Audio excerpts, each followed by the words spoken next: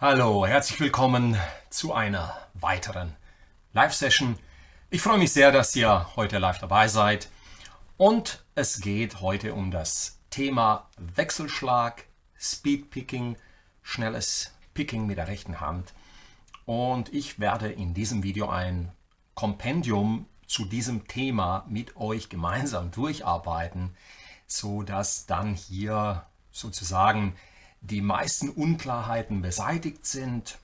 Die Vorteile werden besprochen, was wir durch diese Technik gewinnen können und warum sie für viele wie ein Brief mit 7 Siegeln rüberkommt und sich doch relativ wenigen Gitarristen erschließt. All das möchte ich heute im Detail, auch die psychologischen Aspekte, die hinter dran stecken, mit euch besprechen. Und ich brauche eure volle Aufmerksamkeit bei diesem Video. Ich werde wenig in den Live-Chat hineingucken können, da bitte ich um Verständnis, weil es dann doch ein Thema ist, was mir sehr am Herzen liegt und was ich dir entsprechend rüberbringen möchte, dich motivieren möchte, vor allen Dingen dir diese gedanklichen Hürden, Blockaden, die du zu dem Thema hast, vielleicht ein für alle Mal auflösen können, wenn ich das schaffe. Das wäre natürlich super. Und hierzu habe ich hier einiges vorbereiten müssen. Wir haben hier mehrere Kameras am Start, also einmal hier, sodass ihr meine rechte Hand gut sehen könnt. Dann nochmal eine Nahaufnahme, um das Picking absolut genau beobachten zu können. Und das war sehr, sehr aufwendig. Ich bin live und das bedeutet, ich gucke jetzt mal in den Live-Chat hinein und schau mal, wer hier alles da ist. Ah ja, Wahnsinn. Also, es scheint doch ein sehr interessantes Thema für euch zu sein. Ich grüße euch also ganz, ganz herzlich. Und wenn du das gleich ausprobieren möchtest, dann kannst du natürlich auch deine Gitarre zur Hand nehmen und mir zuhören. So, was ich immer empfehle, wenn du dir solche Videos anschaust, dieses Video heute wird ein bisschen länger gehen. Ich gehe von circa 30 Minuten bei diesem Video aus, weil ich wirklich ins Detail gehen möchte und sozusagen ein für alle Mal das Thema abhaken möchte. Okay, also gehen wir in die Details. Wir werden zusammen auch üben und ich brauche deine volle Konzentration. Du kannst in der Zwischenzeit, zum Beispiel, wenn du deine Gitarre zur Hand nimmst, die Trillübung machen. Ne? Die Trillübung hier zum Aufwärmen ist etwas, was problemlos geht, während du dir dann das Video anguckst. Wenn du die Übung noch nicht kennst, dann empfehle ich dir, hier in der Suche des Kanals Trillübungen einzugeben und dann da diese Infos mitzunehmen. Ja, super. Also, herzlich willkommen an alle. Affenhitze, ja, das stimmt. Jetzt ist der Sommer voll ausgebrochen. Also, ich freue mich auf euch. So, es geht gleich los. Ihr seht vielleicht an meinem Auge hier, ich glaube, es ist das rechte, jetzt wenn ich es sehe, ist ja immer spiegelverkehrt, wenn ich in die Kamera gucke. Ich habe so eine leichte Bindehautentzündung am Auge, also ich hoffe, ich halte das mit den Kameras hier gut aus heute. Aber ja, let's do it. Also, Speedpicking. Ich habe, wenn es um dieses Thema geht, so viele Diskussionen schon mit meinen Schülern gehabt und ihnen auch in hohem Maße weiterhelfen können. Ich habe auch schon zu dem Thema einiges besprochen im Grundkurs, in einigen anderen Videos, in einem Wechselschlag-Video, was ich mal vor ein paar Jahren gedreht habe. Und ich möchte jetzt aber wirklich auf die Details eingehen und alle Aspekte mit dir durchgehen. Hierzu habe ich tatsächlich eine Art Top 10 hier in ein Word-Dokument gefasst. Ich werde also immer wieder auch unter die Kamera schauen, um nichts auszulassen. Also die Top 10 der wichtigsten Merkmale ist einmal, mit was picken wir? Es ist unser Plektrum. Wir müssen uns als erstes also ganz bewusst werden, wie wichtig ein Plektrum, ich habe hier einige mal vorbereitet. Ich hole die jetzt hier mal raus. Zum Beispiel das hier und das hier. Wie wichtig das Plektrum in der Ausführung der richtigen Technik ist. Ne?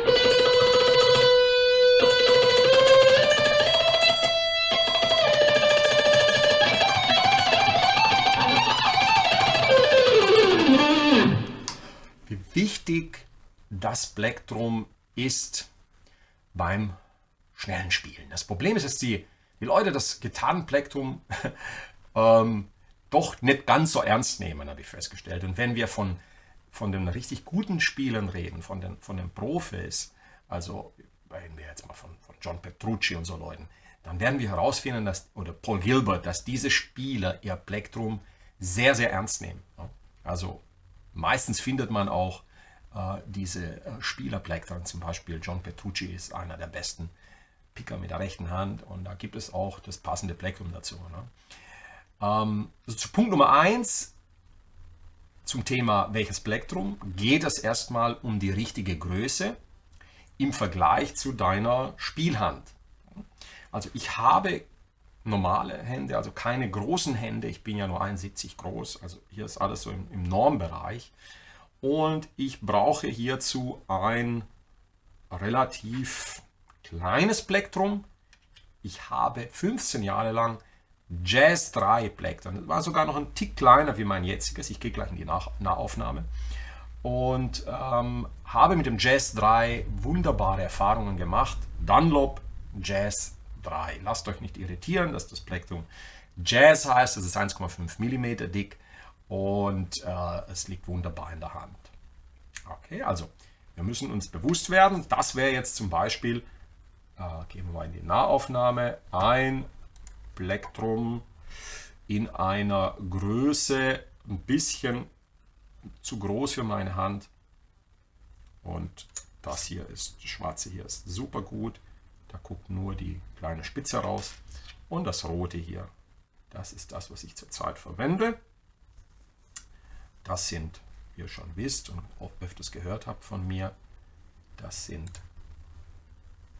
ist ein V-Pick, 2,75 mm dick. Und das Gute an dem V-Pick ist dieser Schliff.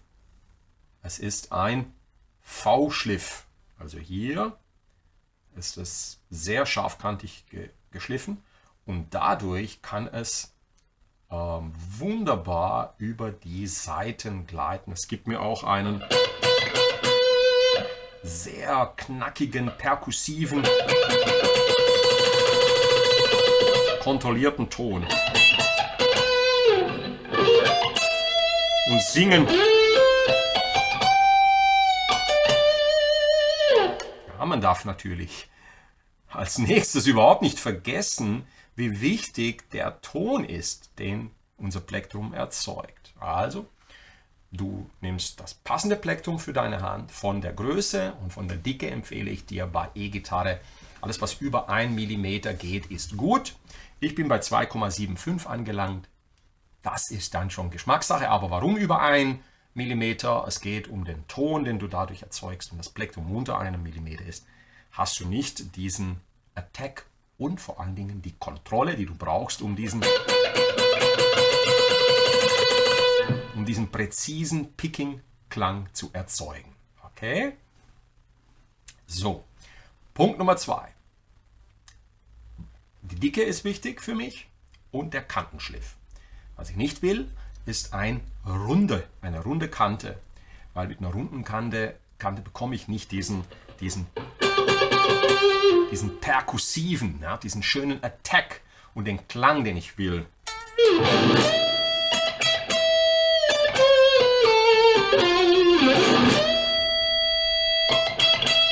Diesen Schmatz, was man so schön sagt.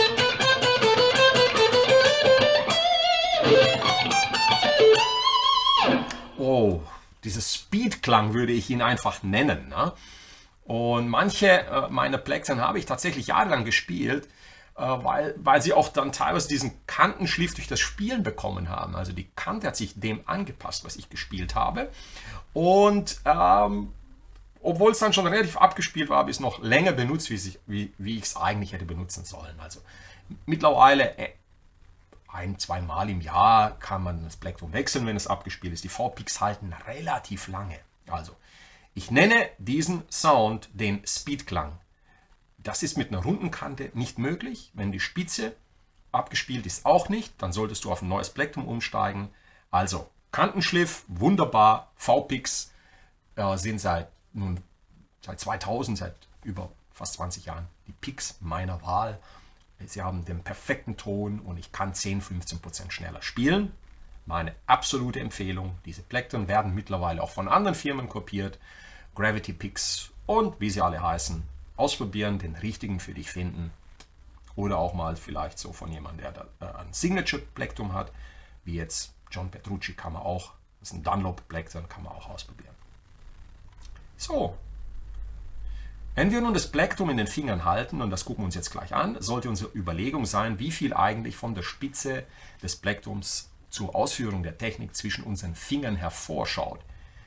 Diese Spitze sollte möglichst gering sein, deswegen sollte das Plektrum auch der Größe deiner Hand angepasst sein. Ich spiele nun mit einer ganz kleinen Spitze, die zwischen meinen Fingern hervorkommt. Zusätzlich muss mein Plektrum richtig dick sein, damit ich einen stabilen, stabilen, also mal so, und guten Ton erzeuge. Ich will also nicht, dass das Plektrum zu früh nachgibt. Und die Dynamik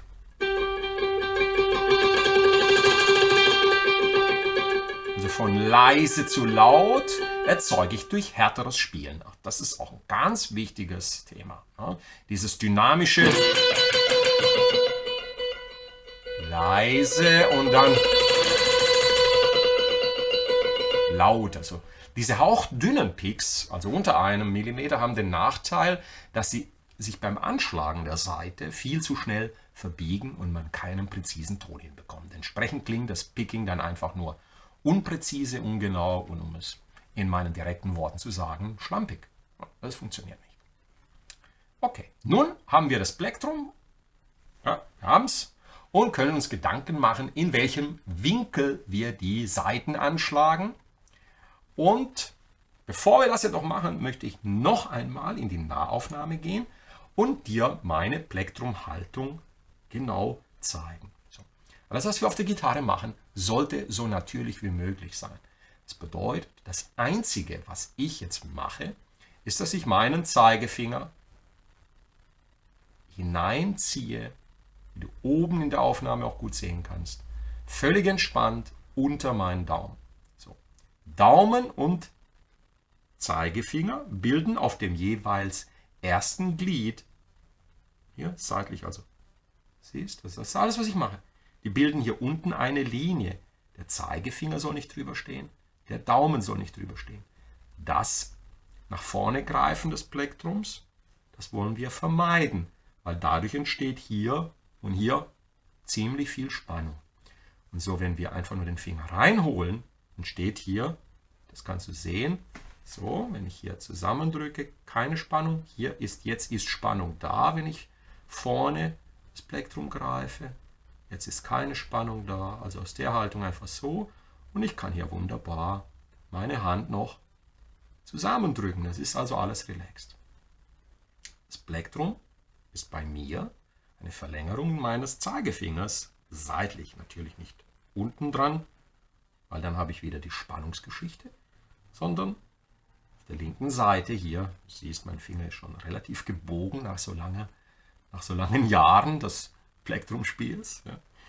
Und hier kommt ganz entspannt das Plektrum seitlich und du siehst, es ist wie eine Verlängerung meines Zeigefingers seitlich.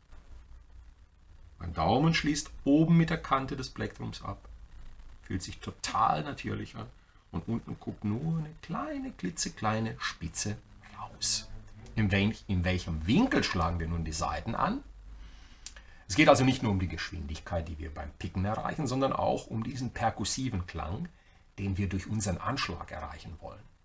Also, das Plektrum ist leicht, also nicht so drastisch angewinkelt, so, sondern nur leicht angewinkelt. Und solltest du auch berücksichtigen, dass deine Gitarre, wenn du spielst, ja auch angewinkelt ist. Die ist nie ganz gerade, auch wenn das in dem Video jetzt vielleicht so aussieht, weil meine Kamera so ein bisschen schief steht, damit du den Gitarrenhals gerade siehst.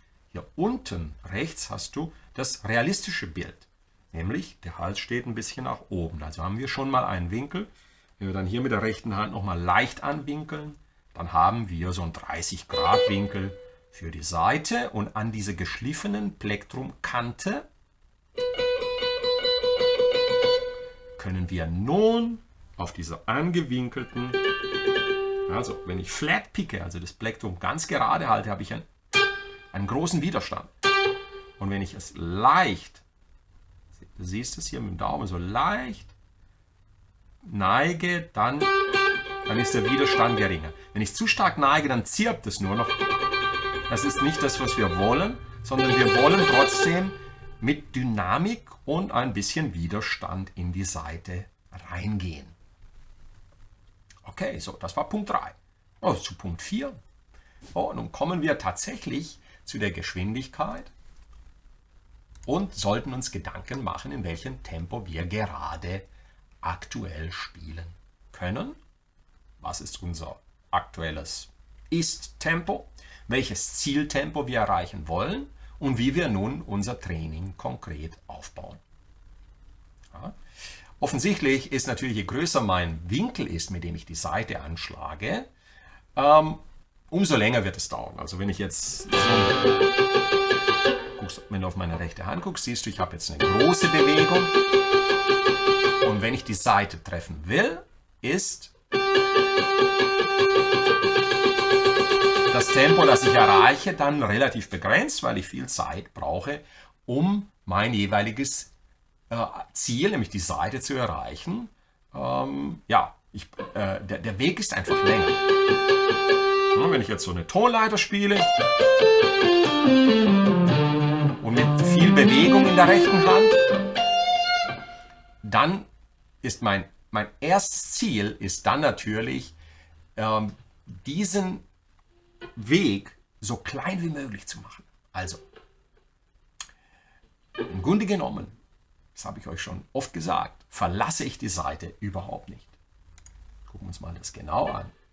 Ich gehe auf die G-Seite, ich greife hier im 12. Bund, weil hier bin ich am entspanntesten mit der linken Hand. Ich muss nicht nach links gehen, nicht zu weit nach rechts, also hier ist es optimal. Und wenn ich jetzt picke, das ist also mein nächster Gedanke, ich bleibe auf der Seite und führe die Bewegung also ich habe alle Details beachtet. Der Rest meiner Hand ist hier zwar, die Finger sind zwar ein bisschen drin, aber sie sind ganz locker. Also ich kann sie auch öffnen, das ist überhaupt kein Thema. Oder so halten, wie auch immer. Wichtig ist jetzt, ich picke, das kann man gut hören, und ich verlasse die Seite überhaupt nicht.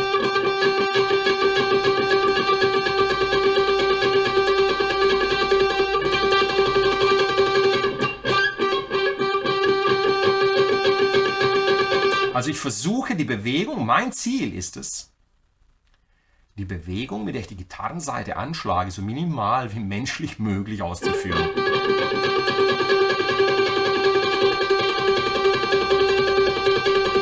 Und nun ist mein nächster Gedanke, wie picke ich tatsächlich, und das sollte auch dein Gedanke sein, aus dem Oberarm, aus dem Unterarm, aus dem Handgelenk oder meinen Fingern. So was habe ich auch schon öfters gesehen. Ich kann das nicht. Meine Bewegung ist eine Bewegung, die so aussieht. Ich gehe jetzt in diese Aufnahme hier. Das ist eine Bewegung, die bei mir, es ist also so, als ob ich von der Spitze meines Plektrums, stelle mir einfach vor, dass da ein Tropfen Wasser ist und den möchte ich abschütteln. Das ist meine Bewegung. Ich hoffe, dieses Bild leuchtet dir ein. Also ich versuche jetzt einfach so hier kannst du diese Rotationsbewegung, die ich ausführe, sehr, sehr gut sehen. Also ich versuche jetzt diesen imaginären Tropfen von der Spitze des Plektrums wegzubekommen. Okay? Und das ist meine Bewegung. Und die Bewegung will ich ausführen, während ich meine Hand hier hinten auf der Brücke ablege. Das ist auch wichtig für die entspannte Handhaltung, dass die Hand nicht in der Luft hängt, weil dann rutschst du mal zwischen die Seiten oder mal zu tief, mal zu hoch. Okay, ich habe Spieler gesehen, die schaffen das aus dem Unterarm. Die blocken den Unterarm und machen dann so.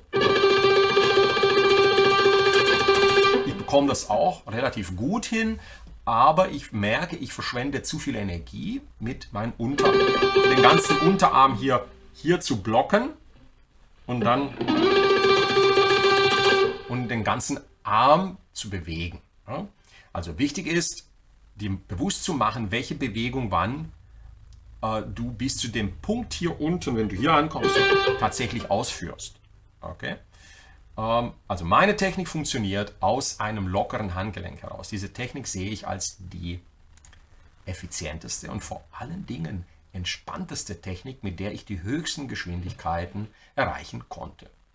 Also wie gesagt, es sieht aus, als ob ich wie eine Schleuder Wasser von der Spitze des Plektrums wegschleudern möchte. Okay, und jetzt kommen wir so langsam an den Punkt, bevor wir üben werden. Du gehst in dich, fühlst in deinen Körper, um zu entspannen. Kein Metronom.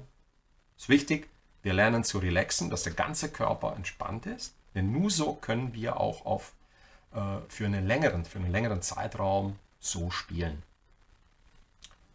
Okay, nächster Punkt, Punkt 5. Bevor wir uns nun überhaupt um die linke Hand kümmern, geht es darum, eine effektive, intuitive Vorgehensweise zu finden. Eine Vorgehensweise, die es uns immer ermöglicht, in einem entspannten Zustand die Bewegungen ausführen zu können. Wir müssen lernen, uns selbst zu beobachten, ob wir entspannt oder verspannt während des Übens sind. Das ist ganz wichtig. Denn bevor wir etwas verbessern oder ändern können, müssen wir uns erstmal den Ist-Zustand, in dem wir die Bewegungen ausführen, bewusst werden. Bevor wir also überhaupt die linke Hand ins Spiel bringen, sollten wir uns erstmal dieser ganzen Tatsachen bewusst werden. Wenn dann die linke Hand hinzukommt, wird das Ganze nämlich schwerer. Wir beginnen über Tonleitern nachzudenken, wir ändern unsere Bewegungen, weil wir über mehrere Seiten spielen müssen. Und diese ganzen Umstände führen wieder dazu, dass wir nicht mehr entspannt, relaxed und bewusst unsere Bewegungen mit der rechten Hand ausführen. Also ich halte das Plektrum mit Daumen und Zeigefinger, während meine anderen Finger entspannt bleiben. Ich möchte sie auch entspannt lassen, um sie zum Umschalten von Tonabnehmern nach hinten oder zum Hybrid-Picking, wenn ich das nutzen will.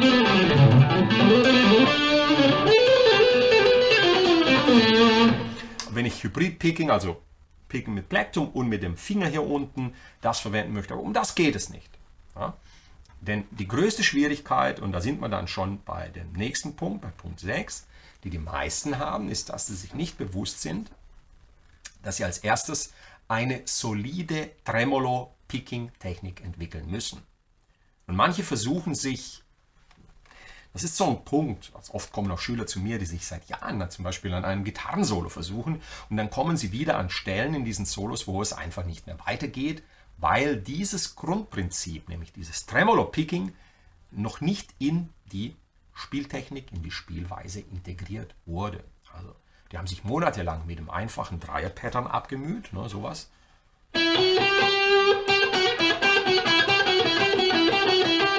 Auf Tempo 70, 80 haben die Hände synchronisiert. Jedoch geht es dann einfach nicht schneller weiter, weil diese Grundtechnik des Tremolo-Pickings oder des Speed-Pickings noch nicht angewendet wurde. Oder sozusagen, man hat es ignoriert, weil es nicht gleich in den ersten 5 Minuten funktioniert hat. Du steckst fest, deine Technik entwickelt sich dann nicht weiter, du bist frustriert und hast keine Vorstellung, wie es weitergeht. Du kannst jedoch an der Stelle nur weiterkommen, wenn du dich an diese Geschwindigkeiten auch psychologisch ranwagst. Und vor allen Dingen es lernst, sie fühlen zu lernen. Denn unser Körper ist diese zu unglaublichen Leistungen fähige Maschine. Das sieht man im Sport, das sieht man in der Musik. Ja? Und durch das Training erzeugst du die Nachfrage und dein Körper wird dir die Ressourcen, die Leistungen zur Verfügung stellen, um deine Anforderungen zu erfüllen. Also, jetzt geht's los mit einem Training. Und was wir lernen, beginne in der Mitte der Gitarre. Ganz entspannt, verlasse die Saite nicht, halte die Verbindung. zur Seite, picke auf der Seite. Denke immer nur daran, das Plektrum von einer Seite auf die andere so schnell wie möglich zu bewegen, ohne deine Hand schnell bewegen zu müssen. Also, gehen wir in die Nahaufnahme. Also wir verlassen die Seite nicht. Wie gesagt, braucht deine rechte Hand den Kontakt zu deiner Gitarre, deswegen legst du sie bitte ganz entspannt hier hinten auf die Brücke ab. Dies ist auch besonders wichtig, wenn du abdämpfen möchtest. Denn dann gehst du von hier nur leicht nach vorne mit der Handkante, also von hier nur leicht nach vorne und kannst wunderbar alle Saiten abdämpfen. Ja, und nun kommt der Punkt. Also du machst das jetzt, verlässt die Saite nicht.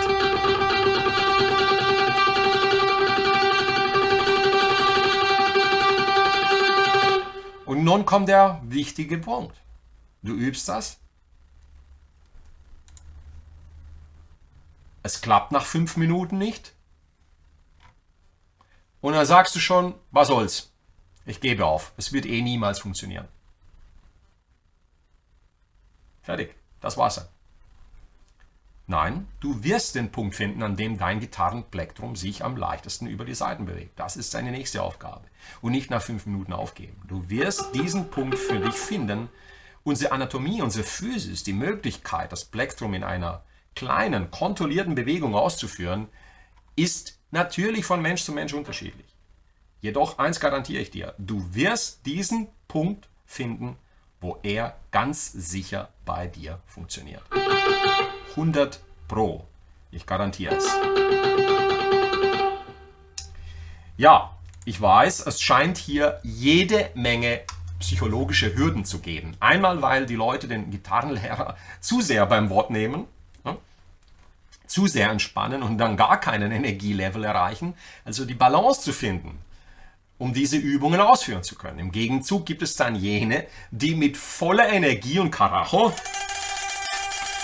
an die Sache gehen und dann auch wieder zu schnell aufgeben, weil sie unter Spannung üben und das einfach so nicht funktioniert. Okay? Ja, es geht tatsächlich um die rohe Ausführung dieser billigen Tremolo-Picking-Technik. Du musst jedoch fühlen und darauf aufbauen und vertrauensvoll auf deinem Weg bleiben. Und ich hatte einen Schüler, der konnte keine Sechzehntelnoten bei Tempo 100 spielen. Schauen wir uns das mal an. Also, das ist Tempo 100. Starten wir mal hier. Also bei den 4 Schlägen, die einen Takt ausmachen, brauchen wir 16 Noten. Das würde dann so klingen.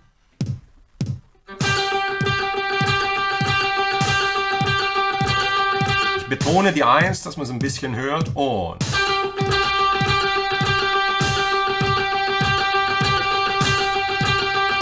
ich habe ihm dann gezeigt, wie man diese Technik korrekt ausführt und innerhalb von 2 Wochen konnte er Sechzehntel bei Tempo 160 ausführen und das kannst du auch.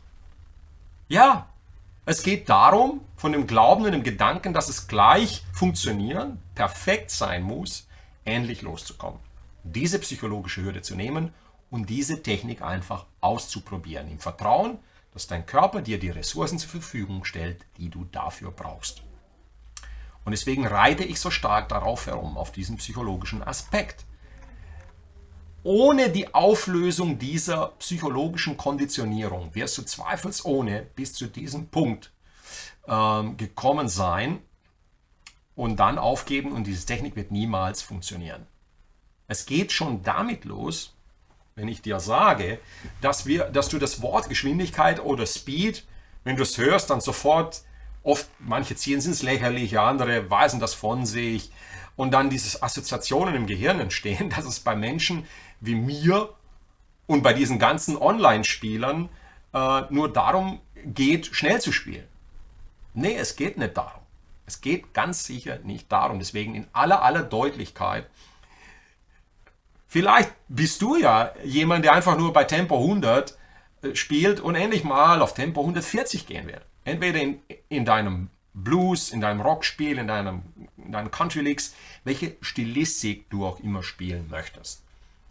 Es geht hier also nicht um eine Obsession mit der Geschwindigkeit, sondern einfach nur um eine technische Einweisung für jeden, der es braucht, um einige seiner Einschränkungen in dieser Spieltechnik psychologisch zu überwinden. Es ist die Psychologie, die dich an den Punkt bringt, wo du das ausführen kannst. Jetzt zum letzten Punkt meines Videos. Es geht um die Übungen und um die Patterns und meine letzten Gedanken zu dem Thema. Ich glaube, das wird noch richtig gut jetzt. Also, was ich jetzt mache, und das empfehle ich dir als nächstes. Ich gehe auf Tempo 80 und spiele 16. Es geht also nur um die Ausführung dieser Technik. Okay? Gehen wir in die Aufnahme. Los geht's. 2, 3, 4 und... Wir bleiben ganz entspannt. Ich betone die 1.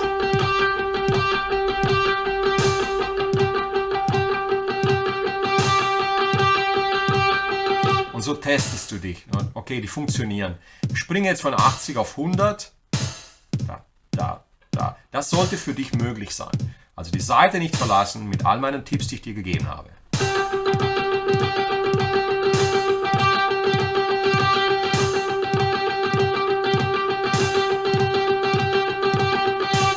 Und dann so etwas einfach mal 2-3 Minuten durchhalten, akklimatisieren, sich reinfühlen. Spiele ich es entspannt? Ist mein Körper entspannt? Sitze ich kommod sozusagen und habe ich einen guten Ton? Liegt meine Hand hier entspannt auf? Habe ich alle Kriterien erfüllt? Halte ich das Plektrum richtig? Beobachte mich permanent selbst? Mein Plektrum verrutscht? Halte ich es so oder zu weit innen? Oder habe ich irgendwo eine Spannung drin? All das weg. Und dann Tempo 110. 1, 2, 3, 4.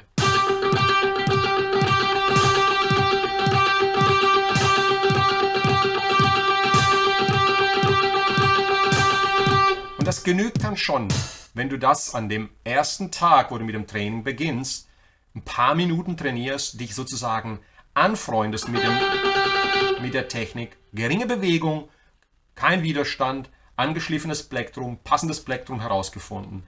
Und dann arbeitest du dich innerhalb von kürzester Zeit, 2-3 Wochen, auf die Tempis hoch. Ich gehe jetzt mal auf 130.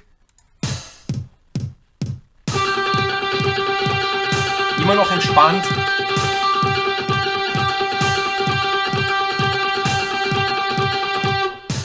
...140. Da.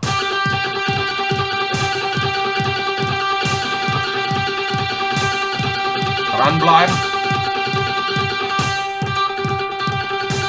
Der Sound muss auch nicht so verzerrt sein. Ich kann das auch wunderbar mit einfach Lautstärke zurückdrehen, den Sound ein bisschen auscleanen und dann...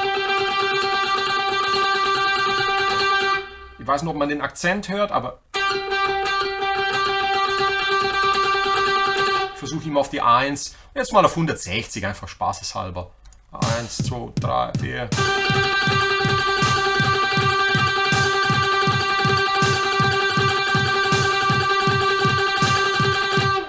So gewöhnst du dich dann und dann wirst du sehen, ich garantiere es dir, nach 2-3 Wochen hast du dich mindestens von 100 auf 140 hochgearbeitet. Und dann trainierst du das jeden Tag.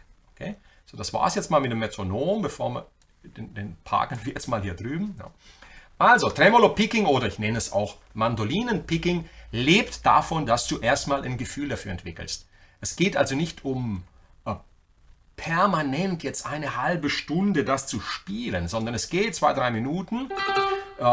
Ich würde sagen, so wie so ein, auf Englisch heißt das Wort Speed Burst, also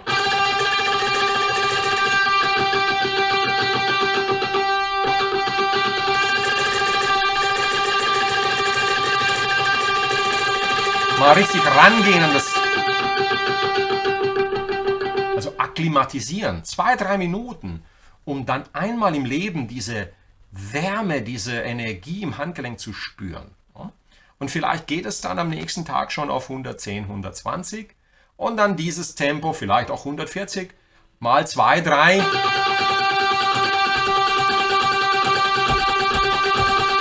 2-3 Minuten durchhalten. So wird das gemacht. Und nicht jahrelang herumdudeln auf einem mittelmäßigen Tempo. So, das ist es. Und so machen wir das. Und einfach, ohne bla bla bla. Also lass einfach los von dem, was du glaubst, wie es sein sollte. Und finde das, was es für dich ist. Pass dich an, finde deine Technik, nimm das richtige Plektrum zur Hand.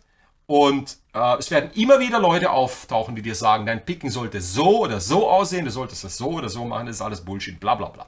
Lass einfach los von dem, was du glaubst, wie es sein sollte. Finde deinen Weg und mach diese Übungen. Also, lass es zu und gib dir selbst die Erlaubnis herauszufinden, was für dich funktioniert. Ohne Vorurteile, ohne es ins Lächerliche zu ziehen, ohne vorgefertigte Meinungen. Und so kann jeder von Tempo 100 auf Tempo 160 sogar innerhalb von einigen Tagen kommen. Das sollte jetzt eigentlich das Schlusswort sein. Aber ich beende noch nicht, ohne dir natürlich meine Lieblingsübungen zu zeigen. Denn das ist ja das, was ihr wollt. Thorsten, danke, mein Lieber. Herzlichen Dank. Ach Gott, nee. Super. Hammer, Hammer. Dankeschön. Danke. So, jetzt geht es darum. Patterns. Patterns, Übungen und die richtigen Übungen dazu. Also erstmal dieses Training, wie ich es dir jetzt gezeigt habe. Tremolo Picking, okay? So, dann beginne ich mit einem meiner Lieblingsgitarristen. Ja, ich erwähne die Gitarristen, denn sie haben uns beeinflusst, sie haben uns an den Punkt gebracht, wo wir sind. Paul Gilbert. Und hierzu spiele ich jetzt zum Beispiel 12, 13, 15.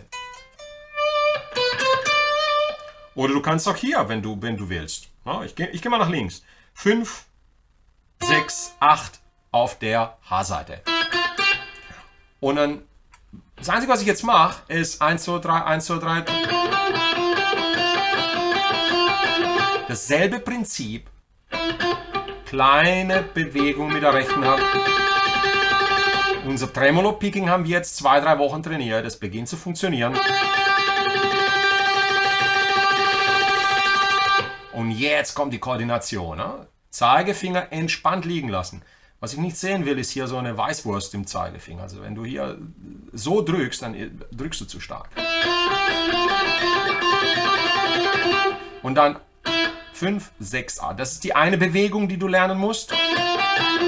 Metronom einschalten. Ich mache den jetzt mal auf Tempo 120. Los geht's. 2, 3, 4.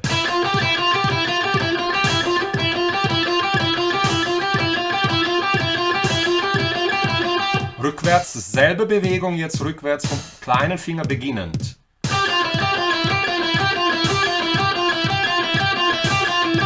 Auf allen Seiten.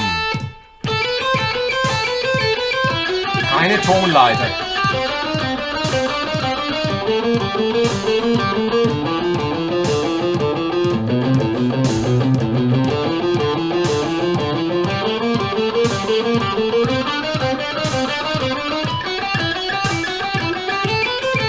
Rückwärts.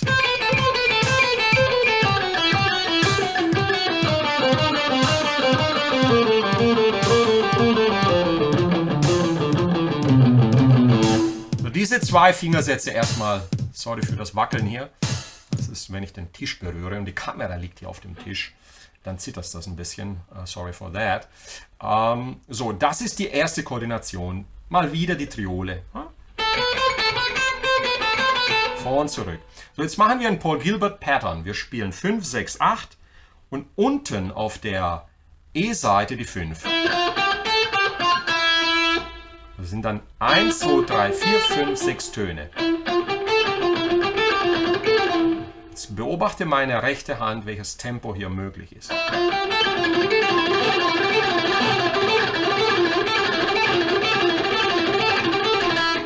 Okay? Und das ist die Voraussetzung, ist jedoch die Beweglichkeit und Koordination durch diese Übungen. Einmal durch das Tremolo-Picking und einmal hier kleine Bewegungen. Guck auf meine rechte Hand. Je schneller ich werde, umso kleiner ist die Bewegung.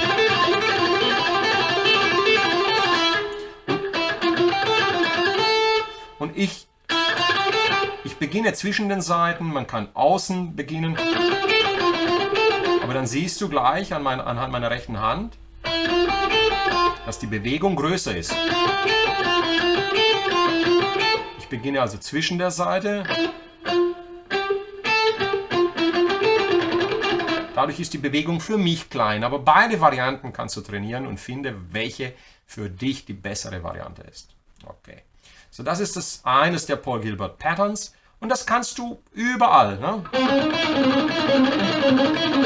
Auf der ganzen Gitarre spielen und kreativ zum Beispiel mit 5, 6, 8 oder 5, 7, 8. Hier.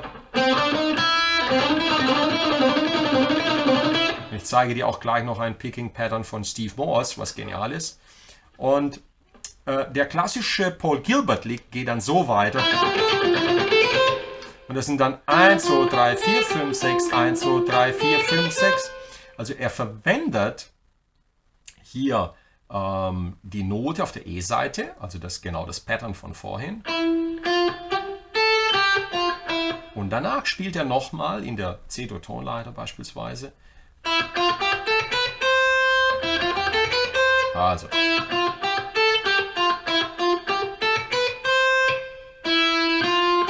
Runter, zurück und dann beide Seiten. 5, 6, 8, 5, 7, 8. C-Dur-Tonleiter. Okay? Also.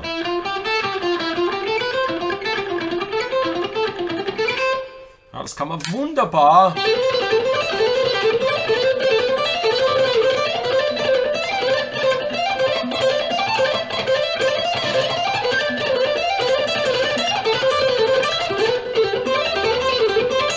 So, ich sitze jetzt ein bisschen so kameramäßig eher, damit ihr das gut sehen könnt.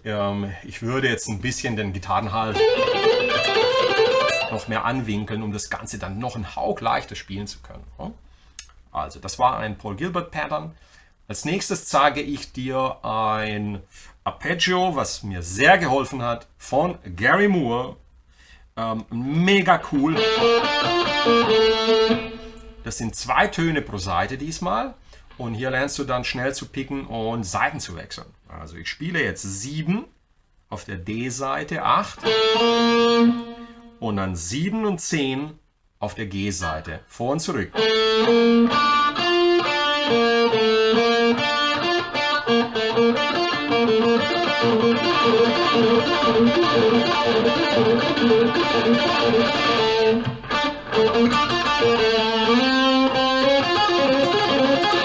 Was cool klingt, ist, wenn du dieses Arpeggio trainierst. Machen wir es gleich mal mit Metronom.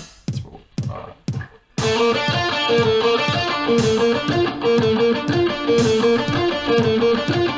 Und dann 3 Bünde weiter gehst.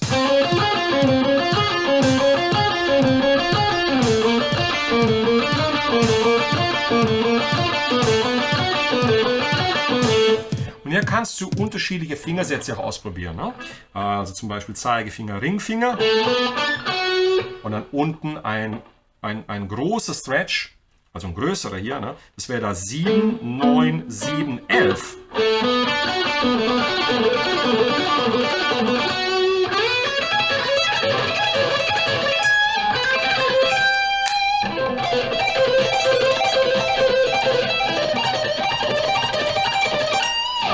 Ein sehr, sehr gutes Schnellspiel-Arpeggio von Gary Moore, hohe Herausforderung. Dann die Yngwie Malmsteen Classic Patterns, auch 6 Töne, mega, mega gutes Training auf eine Seite. Und das bekommst du nur hin, wenn du das Tremolo-Picking gut trainiert hast. Und das ist hier eine Variante. Ich spiele jetzt A, H und C, 5, 7, 8 auf der dünnen E-Seite. Und eine Variante beginnt mit dem kleinen Finger. Dann springe ich vom kleinen auf den Zeigefinger, spiele hoch und wieder runter.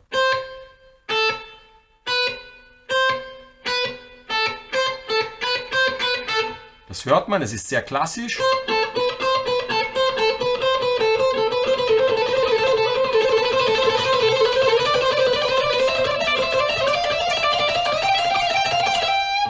Und typisch für ihn, eine extrem gute Übung, die tierisch Spaß macht. Auch die kannst du in der Tonleiter spielen und dann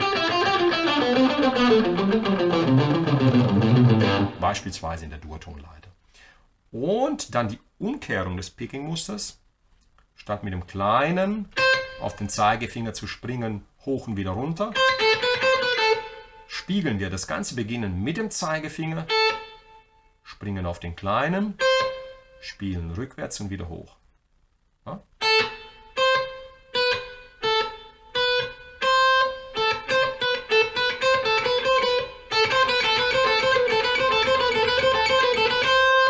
Und irgendwie verwendet dieses Pattern zum Beispiel, beginnend mit dem Zeigefinger, wenn er von den tiefen Saiten zu den hohen Saiten spielt.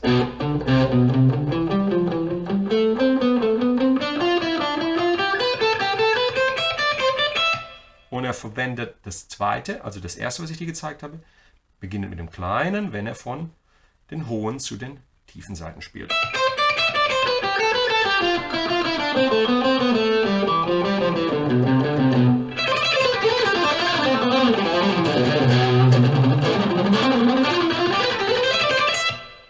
Das ist ein Pattern von Yngwie, das sehr, sehr gut ist. Dann noch eine exzellente Übung für dich im Stile von Steve Morse. So, Steve Morse ist ein fantastischer Gitarrist, was die rechte Hand angeht. Unglaublich gut. Eine meiner absoluten Lieblingsübungen kommt jetzt. Ich kann es dir nur anraten, es zu üben. Und was ich hier mache ist, ich spiele beispielsweise auf der dicken A-Seite die Blue Note. Und im Grunde genommen ist es ganz ähnlich dem Paul Gilbert Pattern, das erste, was ich dir gezeigt habe. Ich spiele jetzt 5, 6, 7, 5, 7, 6, 5.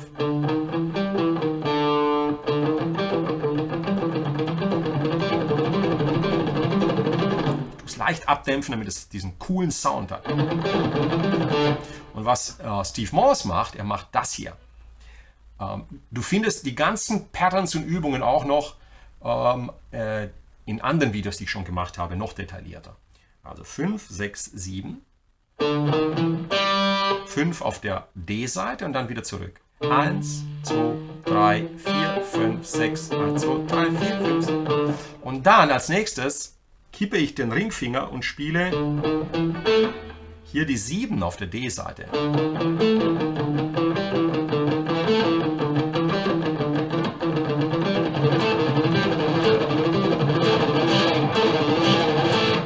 Und dann ziehe ich das auf die nächste Seite.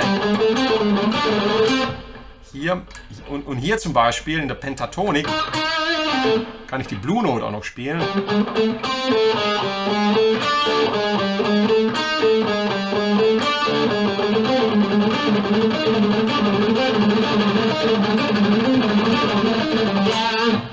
Und so weiter. Und das kannst du überall.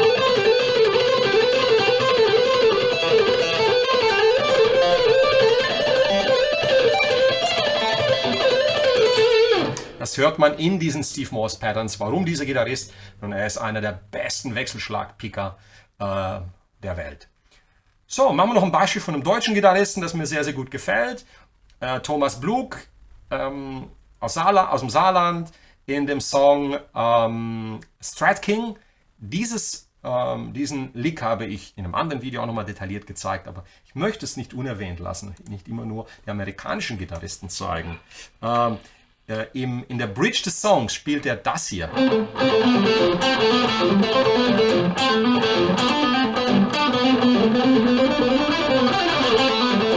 Und Thomas ist auch ein verdammt guter Picker.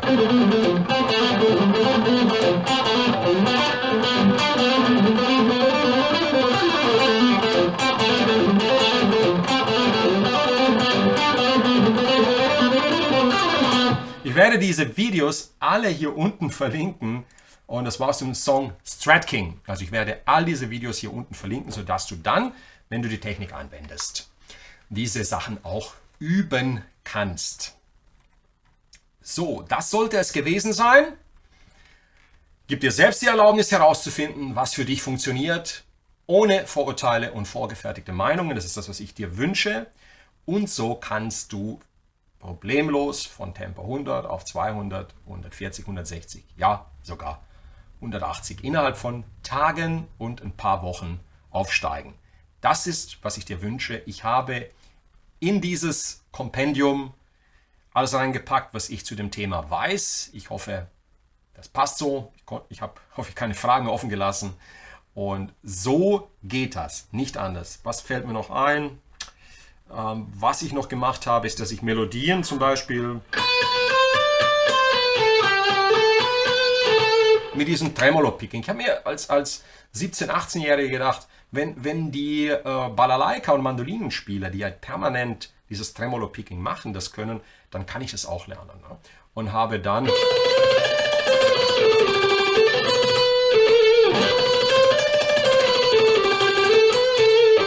damit es nicht langweilig wird, solche Sachen geübt. Oder beispielsweise das Rock'n'Roll-Bass-Thema,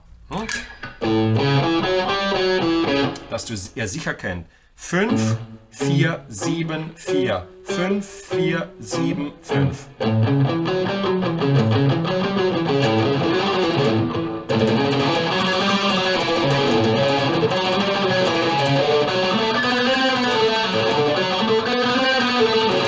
Und all das mit diesem Tremolo-Picking bearbeitet. So, das war's von meiner Seite. Ich gucke jetzt kurz in den Chat, ob da die ein oder andere Frage da noch aufgekommen ist. Wir haben 120 Zuschauer, wunderbar. In der Spitze waren sogar 140, hervorragend. So, ich habe hier eine Spende bekommen von Thorsten Wolf. Herzlichen Dank, lieber Thorsten. Ich sage auch vielen, vielen Dank zurück. Das ist sehr, sehr, sehr, sehr nett. So. Ich kann oft eigentlich das Speedpicking schon halten, aber das ist die linke Rechtssynchronisation. Also, Metal Puppet, wenn du den Speedpicking schon drauf hast, dann arbeite an dieser Geschichte. Einmal in die eine Richtung. Die Triplets, dann in die andere Richtung. Und das ist das Wichtigste, dass das funktioniert, dass du hier nicht verkrampfst, dass du hier locker bleibst. Und dann beginnst du zum Beispiel mit den Malmsteen 6er Pattern und mit diesen Übungen, die ich dir hier gezeigt habe. Und ich garantiere dir, auch die Synchronisation wird klappen. Natürlich kommen diese klassischen Bemerkungen wie jetzt Erwin, und was soll schlimm sein, wenn man nicht mit... Es geht doch nicht darum, dass man mit diesen Leuten mithaltet. Hört endlich auf, euch selbst zu bescheißen. Ihr wollt alle schnell spielen. Wer mir das ins Gesicht sagt, dass er das nicht will, ist ein Lügner. Und der soll endlich mal diese psychologischen Spielchen aus seinem Kopf entfernen. Ne? Es ist natürlich mit Arbeit verbunden, aber wenn du täglich trainierst, dann, und ja, hier die ehrliche Ansage von mir, das ist das, was ihr hören wollt, hoffe ich. Und wenn nicht, dann jeder nach seiner Fasson. Ich denke, es ist wesentlich mehr möglich, wenn man aufhört, sich Lebenszeit zu rauben durch diese unnötigen psychologischen Gedankenspiele der Menschen. Das ist so ein Quatsch, was teilweise die Leute hier veranstalten. In jeder Stilistik, ob ich jetzt einfach nur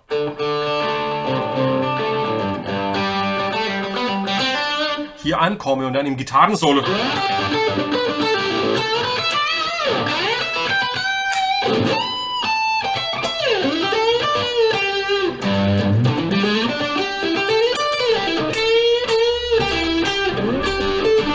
guck auf meine rechte Hand, ne?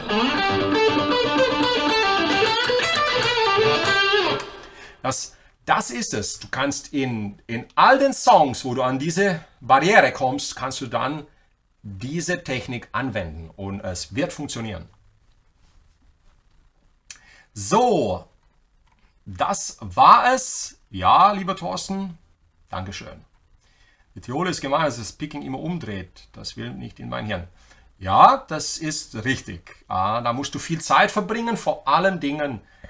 Hört auf, euch endlich psychologisch immer wieder diese Hürden aufzubürden. Das gilt aber nicht nur fürs Üben, das ist auch im Leben so. Ne?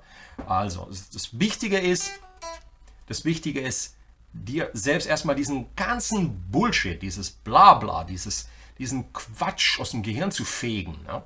Und aufhören damit. Es ist all diese Zweifel, all diese Selbstdialoge, die Leute führen, das ist vergeudete Lebenszeit. Ne? Es ist Arbeit, selbstverständlich. Ja? Aber es lohnt sich, weil dein ganzes Spiel in einer anderen Galaxie, in einer anderen Liga auftaucht, wenn du diese extrem wichtige Technik für dich endlich mal ohne das Ganze drumherum verinnerlicht hast. Es ist Psychologie, es ist Psychologie, es ist nichts anderes. Es ist reine Psychologie. Ich sage es jedem nochmal, es ist vergeudete Lebenszeit, ich habe gerade wieder eine Diskussion gehabt, jetzt nachdem im Champions League Finale endlich Jürgen Klopp gewonnen hat, und ich bin jetzt wirklich, weil in meinem Leben ja nur 2, 3 Mal wirklich bei einem Fußballspiel, habe dort Musik gemacht und es war spektakulär, ich genieße das, ich gucke das auch gerne an. Aber eins kann ich euch sagen, es sind so viele Millionen Experten da draußen, die genau wissen, wie man so ein Champions League Finale gewinnt, wie man die Meisterschaft gewinnt. Die wissen genau, wie man eine Mannschaft trainiert, haben aber noch nie in ihrem Leben selbst überhaupt den Anschein gemacht, in so einer Liga zu spielen. In so einer Liga. Aber sie wissen alle, dass das nicht geht und das funktioniert und das geht nicht. Und dabei vergeuden sie ihre Lebenszeit damit, dass sie zum Beispiel die ganzen Bundesliga-Ergebnisse der letzten 40 Jahre aufzählen können. Dabei wollen sie Gitarre spielen lernen, aber sind nicht in der Lage, die C-Dur-Tonleiter auf der Gitarre rauf und runter zu spielen. Das ist nämlich der Punkt. Also, was mache ich? Wie übe ich? Wie setze ich das um psychologisch für mich? Oder habe ich nur Ausreden und vergeude meine Lebenszeit? Das ist der Punkt. Denk drüber nach. Nimm jetzt deine Gitarre zur Hand, mach dich ran, teste es für dich, finde den richtigen Weg, schnapp dir das richtige Plektrum, schnapp dir die richtige Gitarre und leg heute los, nicht morgen. Das ist das, was ich dir anraten möchte. So, das war's von meiner Seite. Ich habe hier in dieses Video alles reingepackt zu dem Thema. Es war jetzt eine volle Stunde. Jetzt hast du das Rüstzeug, jetzt hast du das Wissen, wie man diese Technik ausführt. Du hast mir wie noch nie in deinem Leben genau auf die Hand gucken können, vor allen Dingen gucken dürfen, wo gibt es das noch? Wo hat es das in der Vergangenheit gegeben? Welche Top-Leute haben dir das genauso gezeigt und erklärt, ohne dass du was dafür bezahlst? Also, nun weißt du, wie es geht. Mach dich ran, ich wünsche dir viel Erfolg und es ist wichtig, dass ich dich direkt anspreche, dass ich dir zeige, wie wichtig es ist, Lebenszeit nicht zu vergeuden, die richtigen Übungen zu machen, ein bisschen Energie, ein bisschen Wärme in die Hand reinbringen, mal an deine Grenzen zu gehen und den ganzen psychologischen Kram, den du vor dich herträgst, einfach dahin zu kippen, wo er hingehört, nämlich auf den Müll, und dich ranmachst und übst.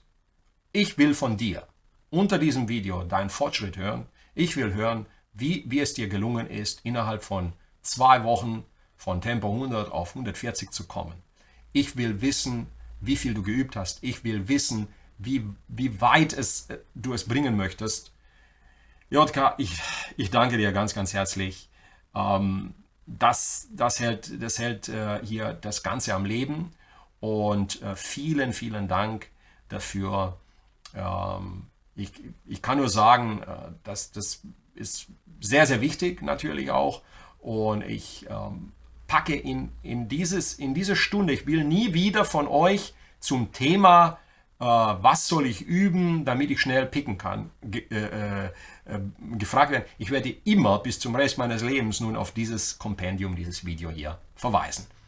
Herzlichen Dank, das war's von meiner Seite. Fühl dich bitte nicht angemacht, es geht rein um Psychologie. Wenn du das verstehst, dann verstehst du, dass ich es nur gut meine. Ich will und ich glaube daran, dass du das schaffen kannst. In diesem Sinne, alles Liebe, alles Gute. Bis zum nächsten Mal. Hier war Horst. Wir sehen uns am Donnerstag. Am Donnerstag geht es weiter mit dem Pentatonik-Kurs. Wir lernen 2 Licks, die alle Techniken der Pentatonik verwenden. Ciao, bis zum nächsten Mal. Ja, bevor du gehst, würde ich mich freuen, wenn du hier auf meinem Kanal das Glockensymbol läutest, damit du informiert wirst, wann ich wieder live gehe. Und natürlich würde ich mich über ein Abo freuen, oder wenn du es nicht abonnieren möchtest, ist auch okay. Aber ein Abo wäre fantastisch. Ne? Und dann, über Patreon bekommst du Zugriff auf mein ganzes Übematerial, das ich im Laufe der letzten 10, 15 Jahre erarbeitet habe. Schon ab einem sehr, sehr angenehmen Einsteigerbetrag. Du kannst auch direkt über meine Webseite an alles rankommen. Melde dich durch an, log dich ein, trag dich ein in meine Newsletter. Ich freue mich, dich dort als Very Important Person, als VIP auf meiner Seite begrüßen zu können. Ich danke dir ganz herzlich. Bis zum nächsten Mal. Bye, bye.